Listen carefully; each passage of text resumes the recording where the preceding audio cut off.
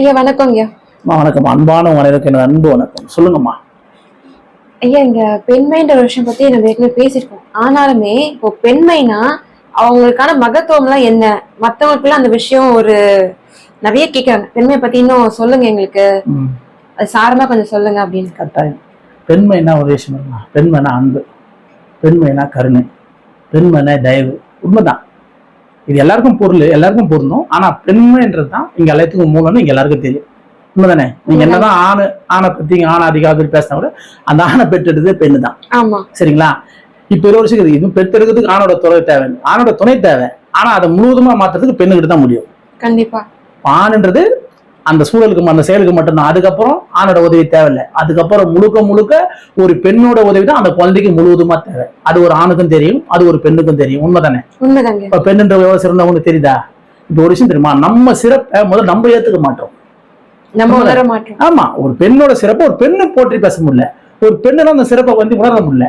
ஏன்னா அந்த அளவுக்கு இங்க யாரும் எல்லாருமே ஒரு விஷயம் இல்ல, பெண்ணுன்றவங்க ஆணோட போட்டி போடக்கூடாது. ஏன்னா ஆண்ன்றது தனிச்சு வைக்கணும், பெண்ணுன்ற நீங்க ரொம்ப உயர்வானவங்க. பெண்ணுன்றது மூலம். நீங்க எல்லாரும் ஒரு ஆணாதிக்கம் இருக்குது, பெண்ணை அடிமைப்படுத்துறாங்க பண்றாங்க.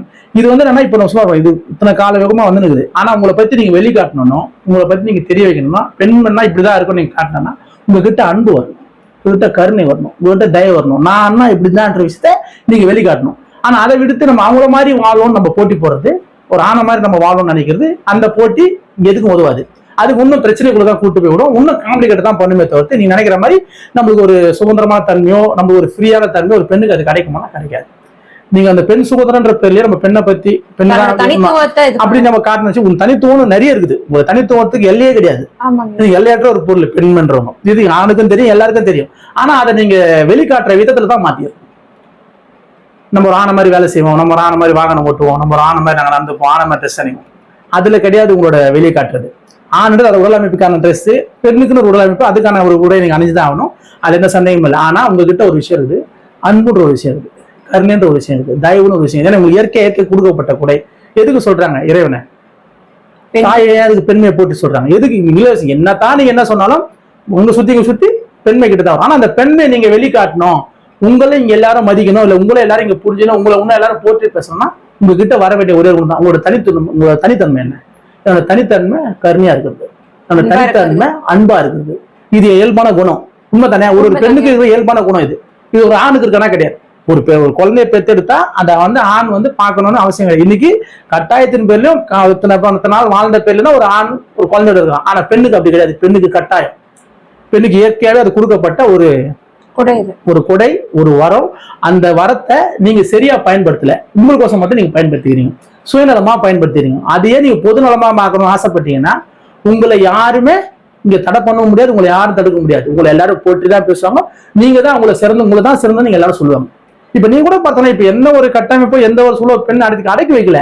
பெண்ணுன்ற மூலன்ற பேர்ல காப்பாத்துறன்ற பேர்ல காக்குறன்ற பேர்ல உங்களை ரெஸ்ட்ரிக்ஷன் பண்றாங்க. இதெல்லாம் உண்மை. ஆமாங்க. புரிஞ்சா சார்? இப்ப யார் எங்க சுத்தமா இங்க எல்லாரும் அது அந்த சேஃப்டி தான் என்ன ஆகி போச்சு, நம்மளுக்கு துன்பமா தெரியுது, பெண்ணுக்கு துன்பமா தெரியுது. ஆனா உங்களை எல்லாருமே ரெஸ்ட்ரிக்ஷன் பண்ண தான் பாக்குறாங்க. ஆனா அந்த ரெஸ்ட்ரிக்ஷன் துன்பமாயி போகுது.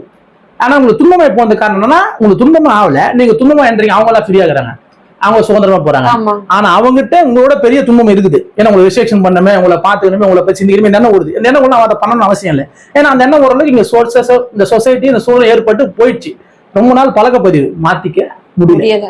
ஆனா நீங்க அந்த தன்மையை நீங்க வெற்றி கொள்ளணும், நீங்க அந்த தன்மையில இருந்து வெளியே வரணும், நீங்க தான் அனைத்துன்னு புரிய வைக்கணும்னா உங்ககிட்ட கருணை தன்மை கூடணும், நம்பிக்கை அதிகமாகும். நான் சொன்னேன் நம்பிக்கைன்னு ஒரு விஷயம் சொன்னேன். பெண்ணுக்கு ஆண் மேல நம்பிக்கை மிக அதிகமா இருக்கணும். அதே போல ஆணுக்கும் பெண்ணு மேல நம்பிக்கை வரணும். இப்ப இந்த நம்பிக்கை வரக்கூடிய அளவுக்கு சூழலை இன்னைக்கு இந்த சொசைட்டியோட சூழல் எப்படி இருக்குன்னு எல்லாருக்கும் தெரியும். நம்ம எதையுமே இங்க யாரையுமே தனிச்சு போற சொல்ல முடியாது. இயற்கையா நடந்த ஒரு விஷயம். அந்த விஷயத்துல ஊருப்பட்ட குளறுபடியாகி நிறைய சிந்தனைகளுக்கு இருக்குது. அந்த சிந்தனைனால எல்லாருக்குள்ள எல்லா விதமான எண்ணங்கள் தோன்று. நம்ம இது எதையுமே தவறுன்னு சொல்ல முடியாது. ஆனா அதை தவறை சரி பண்ணணும் அப்படின்னா ஆணா இருக்கிறவங்க கருணையை வளர்த்தணும்னு ஆசைப்படணும், பெண்ணா இருக்கிறவங்க அந்த கருணையை கொடுக்கணும்னு ஆசைப்படணும். பெண்ணுன்றவ பாத்தீங்கன்னா கருணையை பிறருக்கு கொடுக்கக்கூடிய தகுதி பெற்றோம் பெண்ணுன்றவோ. ஆண்ன்றவ கருணையை அப்பதான் வளர்த்துக்கணும், அவர் கத்துக்கணும். ஆனா உங்களுக்கு இயற்கையாவே கருணை விதைக்கப்பட்டிருக்குது. புரியுங்களா? உங்க வயிற்றுல கருவா விதைக்கப்பட்டிருக்குது. அப்ப அந்த கருவை உருவாக்கும் போது உங்கள்கிட்ட கருணைன்ற ஒரு விஷயம் டீப்னஸ்ல இருக்குது. புரியுதா சொல்றேன்? ஆணை விட உடல் தன்மையும் அதிகம் பெண்ணுக்கு தான். ஆணை விட உடல் தன்மை அதிகம் ஒரு உறுப்பா இருக்குது பெண்ணுக்கு தான், எல்லாமே அதிகமா இருக்குது பெண்ணுக்கிட்ட தான்.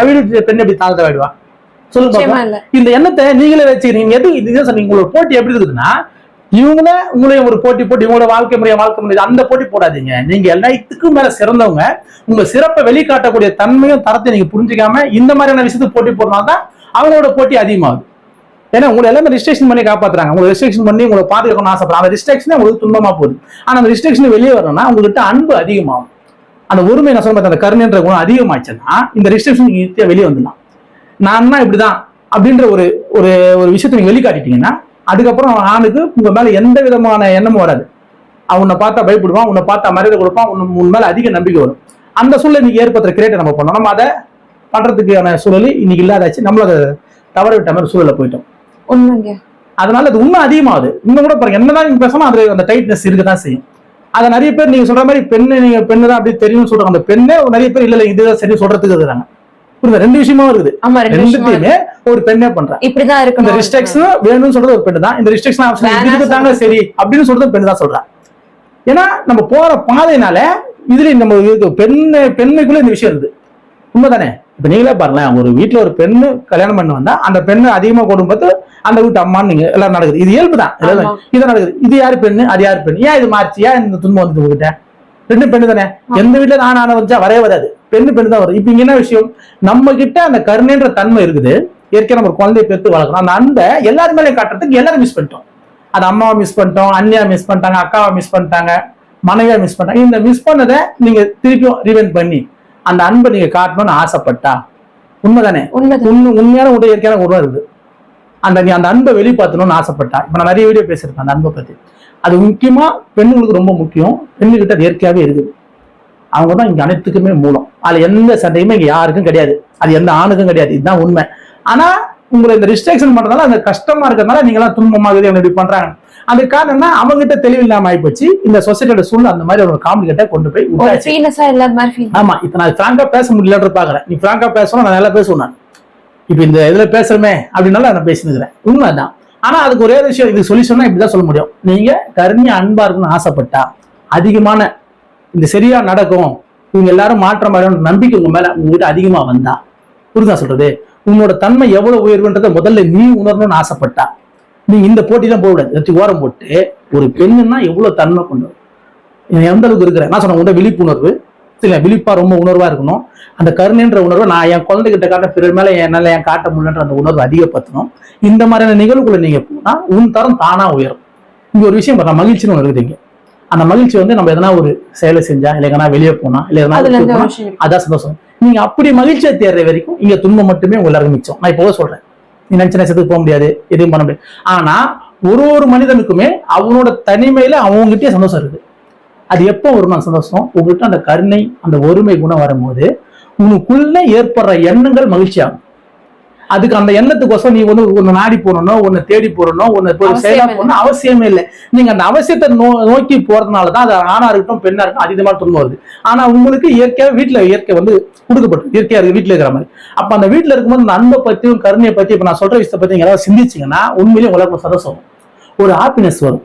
அந்த ஹாப்பினஸ் நீங்க உங்க கணவர்கிட்ட நீங்க காட்டும் போது அவர்கிட்ட இருக்கிற அந்த ஒரு ரிஸ்ட்ரிக்ஷனான ஒரு குணங்கள் மாறத்துக்கு பெரிய வாய்ப்பா இருக்கும். இது 100% உண்மை.